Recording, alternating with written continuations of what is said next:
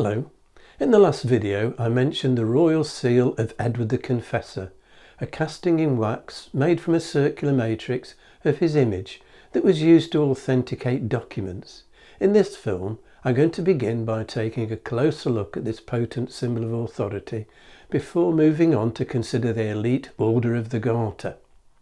Although signet rings and other devices were used by important individuals, Edward the Confessor was the first English monarch to adopt a personal seal bearing his image, and the practice was copied by all succeeding monarchs.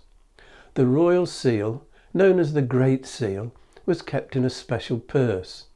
Impressions, made on a mix of resin and beeswax by the unique double-sided matrix, were attached by a ribbon or a cord to all documents concerning important items of business transacted by the monarch. Use of the seal could be delegated, freeing the ruler from personally signing every bit of official business. It showed the document had the monarch's seal of approval, a graphic expression of the king's will or command at a time when few people were literate. King John sealed rather than signed Magna Carta. When a monarch died or was replaced, his personal matrix was destroyed as soon as a new seal for the new sovereign had been engraved and approved to prevent forgery. The punishment for counterfeiting the Great Seal was death. Monarchs typically chose the design they wished to use, and so provide us with clues about the way they wished to be seen, the image they wanted to project, literally creating a good impression. Edward the Confessor's seal was a little more than 3 inches in diameter. Later royal seals tended to be much larger, adding to their impact. On one side, Edward is shown in royal pose, seated on a throne, wearing a crown and holding the orb and sceptre, the symbols of kingship. Around the edge is the inscription, "Seal of Edward, Sovereign of the English." On the other face, Edward is again sitting on a throne, this time holding a staff and sword, emblems of his role as protector of his subjects. Most of the designs that follow depict the monarch enthroned with the traditional symbols of kingly authority on one side, known as the obverse, and mounted on horseback on the reverse. When the Great Survey we know as Doomsday was carried out, some 20 years after the Norman conquest, writs bearing the king's seal were accepted as proof of title to hold a particular property in the time of Edward the Confessor.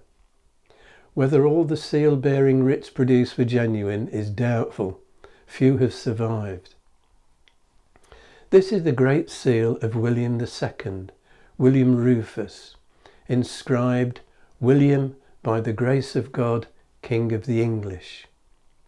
On his Great Seal, Edward I presents an imposing figure of lordly authority, described as Edward, by the grace of God, King of the English, Lord of Ireland and of Aquitaine. Edward III is shown in full armour, sword aloft, galloping into battle. His inscription reads, "Edward, by the grace of God, King of England, Lord of Ireland and of Aquitaine." Richard II and the man who replaced him, Henry Bolingbroke, as Henry IV, are shown in similar martial pose, and both bear the same inscription, "By the grace of God, King of France and England and Lord of Ireland." With his founding of the Order of the Garter, an exclusive order of knighthood, limited to 24 members with the sovereign at their head, Edward III added to the symbols of royal authority, channeling enthusiasm for a new age of chivalry into support for the crown. Various legends attach to the origin of the name of the order. A common version is that Joan, the fair maid of Kent, later to become the king's daughter-in-law, lost her garter dancing. Some courtiers present found it amusing, but Edward picked it up and returned it with the words, "Honi soit qui mal y pense," shame on him who thinks evil of it, which became the motto of the order, and a blue garter worn below the right knee, an emblem of membership. The Garter and ceremonial robes embroidered with the cross of St. George, adopted as patron of the order, were issued during state banquets held at Windsor Castle.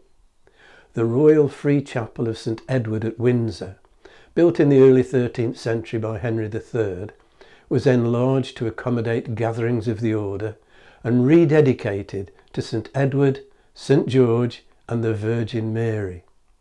It soon became known simply as St. George's Chapel. Knights of the Order of the Garter were allocated a stall in the choir and required to display a banner with their coat of arms, together with the helmet, crest and sword, collectively known as achievements. These were removed when a knight died, leaving a stall plate. This is the Garter stall plate of Henry Bourchier, 2nd Earl of Essex, as a lasting memorial. This is the stall plate of Walter Blount, 1st Baron Mountjoy. The stall plates are works of art, and as a valuable source of heraldic information, make St. George's Chapel home to one of the finest collections of heraldry in the world.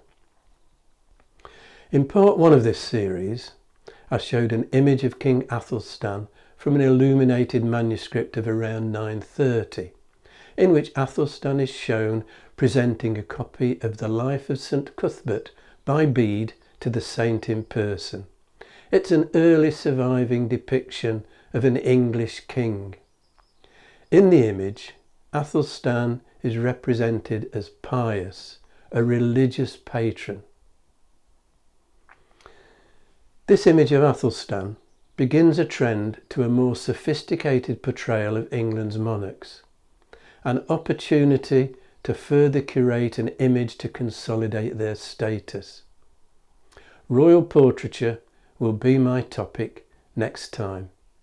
If you've enjoyed this video, hit the like and subscribe buttons and click on the notification bell to be informed when the next video is available, or you can subscribe by clicking on the rose window over my shoulder.